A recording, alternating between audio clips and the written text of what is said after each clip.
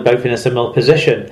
I just think there's a better feeling in the in the Wakefield side of things than the Widnes one. So I'm going to go 28-22 in favour of the Wildcats. Fair play. And of course, if you're out and about this weekend and need to keep up to speed on what's going on, I heartily recommend you give our friends at SL Clubs a follow on Twitter. They will keep you abreast of all the weekend's developments. Into the qualifying eights then, Mark. Salford take on Hull KR in what is now a key game for both sides, as these two teams look to establish a top four, or at least a top three finish in the middle eights. Salford win this and they finish in the top four, I would suggest. Yes, I think you're probably right.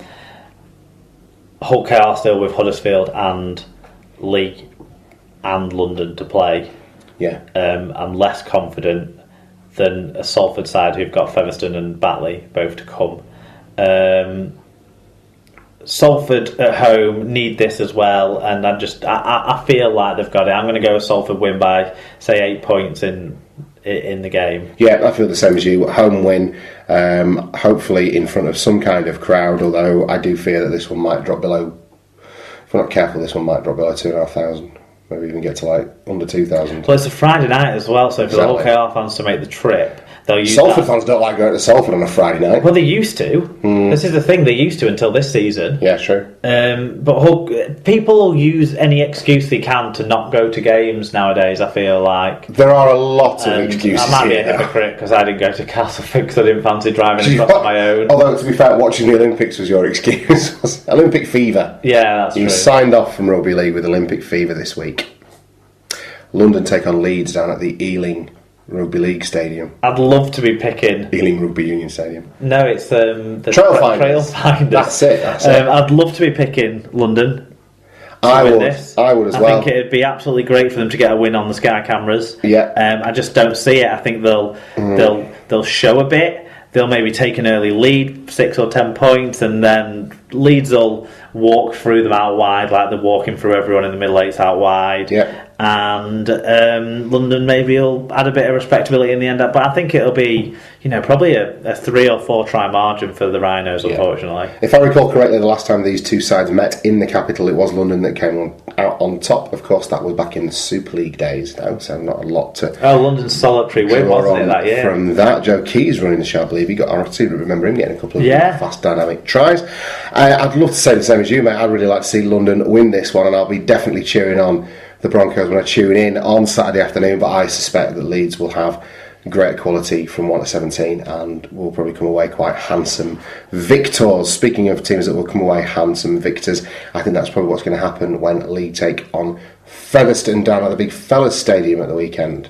Can you see a way for Fev to win this? They got pummeled by Huddersfield at the weekend, and basically they've, Lee are now, it would seem, going through the gears and grinding towards this, hopefully from their point of view, automatic promotion. It needs a big turnaround from Featherstone from what we've seen in the last 2 weeks. It's almost as if beating Bradford to get in the qualifiers was the season for them. And because of that, I'm not inclined to go any other way than Lee by 4 or 5 scores.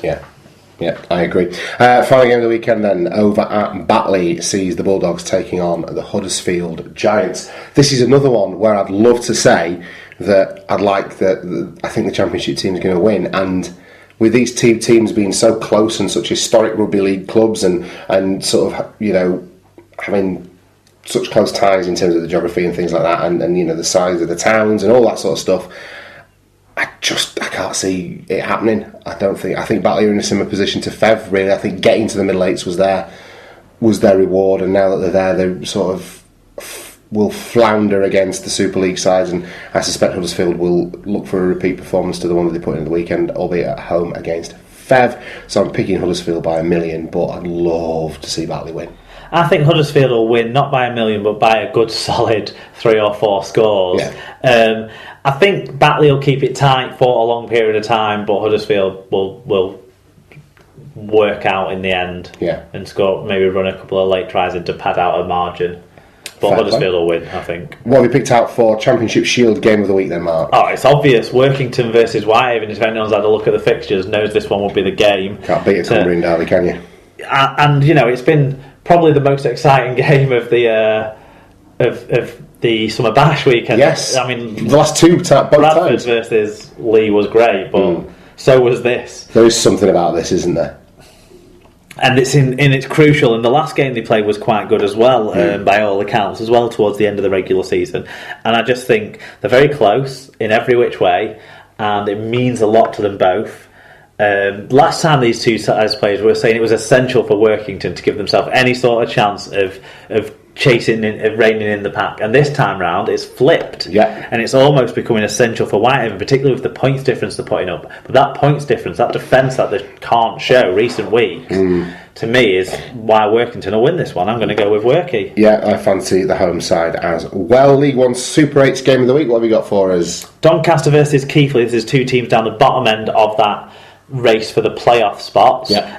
So big important game. Doncaster were the form team, knocked off that by Toulouse, so now it's probably Barrow who you're looking at as the form team. But Keighley need this to have a respectable season. If they don't finish in that top 5, then they need to be competing, don't they? They're going to be in trouble in terms of how much respect they deserve for the season, and I don't think they will finish in that top 5. No, it's not looking great for them. Is it League One Shield so game? I'm taking to be Doncaster. Oh yeah, I am too. Sorry, yeah, Donny. League One Shield game of the week then. Well, Cov are the team we're going to be looking at, because that's where there's a chase on. Cov going for the second space, really, to compete in the Shield final, the League One Shield final. Because Newcastle have run away with it, but North Wales have been reined in by no small amount by Cov beating them last week. So Coventry against Gloucestershire is the game that I think we should pull out as the one to watch this week there. And Coventry should win it. But the All Goals are probably the next best team chasing them in terms of those southern expansion sides. But backing the Bears. There you go. Let's back the Bears. Okay, what stands out for you in the NRL this week? Broncos versus Bulldogs on Thursday. It's unlikely that the Broncos will have any British players in their side, but the Bulldogs will have an absolutely rampant James Graham, and it's important for the standings. A rampant If the Broncos can win this one, it closes things up, gives them an outside chance of making the top 4. Panthers against Tigers on Friday. I think if everyone listened to what we said about the league table situation, they'll know how important this is. And obviously there's a bit of British interest as well with Zach Cardick probably off the bench. But should be a good game. And then Saturday, the Cowboys versus the Warriors. This is two sides. The Warriors are so inconsistent that you really don't know what's going to turn up. But the Cowboys have had a couple of they've had a bad month, really, haven't they? Yes, they have. So it should be interesting to see. Yes, JT's back for them now, isn't he? I know they lost one of the games when they were missing him. Yeah, but still, you should think anything can happen with the Warriors. Precisely. Okay, well, that is your Super League pod well and truly taken care of. All that remains for us to do now is to wrap up the show.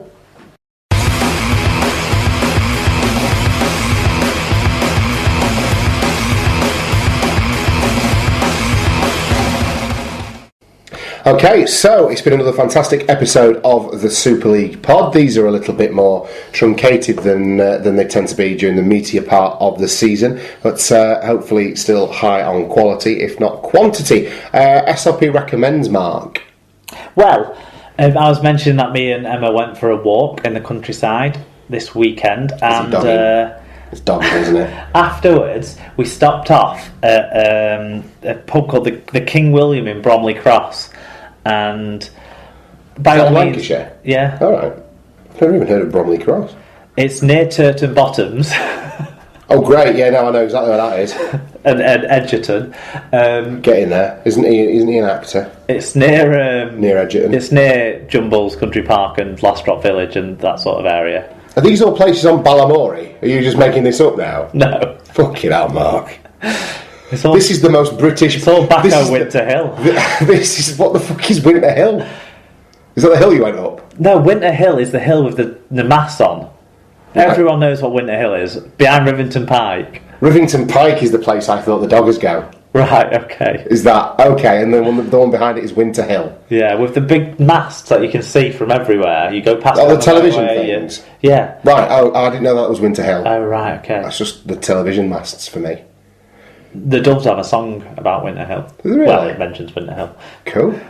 We're going off track, and it's my fault. But let's get back on. Anyway, the King William was the pub we went to. It was the Thwaites pub, so you know what you're getting in terms of the beer. You can get yourself a nice pint of Wainwright's, and it was just pub food, but it was good value pub food, good quality pub food. They had like a two or three courses for £11 or £13, whatever you choose on a Sunday. And in that was a roast or a pie. Right. And I went with a pie, and it was absolutely stacked. What sort of pie did you have? Steak and ale pie was lad. crammed full of meat and a thick gravy, not a thin, runny, pathetic effort of a gravy. Fantastic thick gravy. It was good. I would recommend it to anyone out in the countryside of a Sunday in the Turton Bottoms area. If you're in the Turton Bottom area of Bromley Cross, it's just down from Winter Hill. It's as familiar to you as it is to me.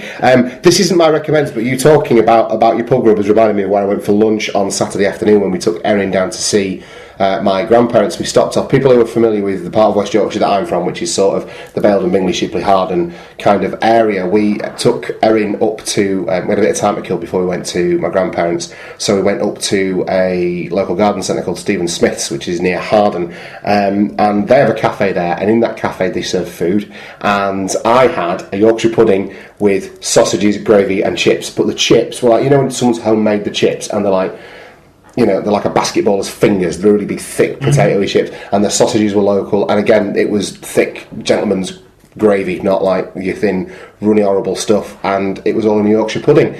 So that was very, very enjoyable. But it also reminded me of that time we went to watch the snooker with some mutual friends of ours, and we found that pub in Sheffield that served food in dog bowls for your enjoyment, which reminded me of a very fond memory I share with you. On to my SLP recommends, and it's a Twitter account this week. We talk about stats quite a lot on this show, and it's something that many of our listeners are interested in and take a great deal of enjoyment from. So what I'd like to recommend this week is that you all take a look at RL Fanalytics. They take it past what we do, don't they, numbers-wise? Oh, it's absolutely sensational. If you like all that beautiful mind shit that Mark does with the stats and stuff, you're going to love this guy. He has got a Facebook page as well, which is called RL Fanalytics. We've started to follow them, and it's graphs and stats and all kinds of different breakdowns from across Rugby League.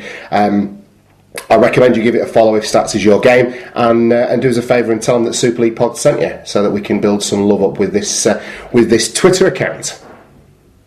There we have it. Alright, that's cool, yeah. Fantastic. Coming up on next week's show then, everyone, we're going to have all your feedback and shout-outs. Yeah, let's get if you some want to more get involved reviews. in that... Let's get some more game reviews in. Yeah. I feel like we've been a bit... Every minute matters. It doesn't apply. It didn't really apply. Yeah. Oh, and shall we get Challenge Cup final predictions? Yeah, that's the week after, isn't it? That's not long off, is it? It's 2 weeks, isn't it? Shit the bed, yeah. Challenge Cup final. Yeah, get your Challenge Cup final predictions in. Not necessarily just who's going to win, but what's going to happen. Yeah. I have a feeling we'll get something good from the likes of Tim G and Lee Whitnell and the likes of them on this. How do you think it's going to go? Who's going to win the Lance Todd Trophy? Let's have first try scorers. Anything you want to tell us about how you think the Challenge Cup final is going to go? And that'll make a nice little feature for us.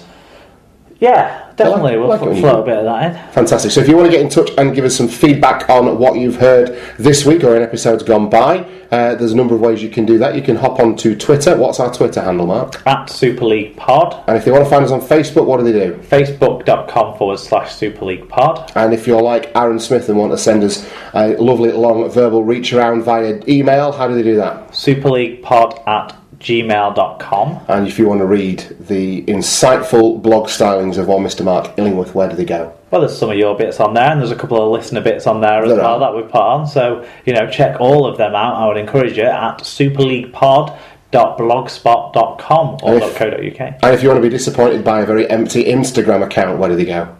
No fucking idea. No idea. We don't. we apparently we have one, but we don't do anything to it. As far as I'm aware, all that's on there is a picture of us on the television in the crowd at Wakefield against Bradford 2 years ago when we first started this gig. I'm going to have to fish that out and see if we can find that picture and tweet it out, because that's sensational. You could get you could take the Instagram world by storm, I reckon. Do you think so? Yeah, I think you get very. If they like pictures of you with lots of filter on them and pictures of Erin. Filter. Listen, just because I try to make things look nice, Mark, Just not everything has to be this stark communist view you have of the world. There is room for some creativity in the world. See, I feel like, when Coronation Street was kitchen sink, that was the world, not the glossy new studios now. Right.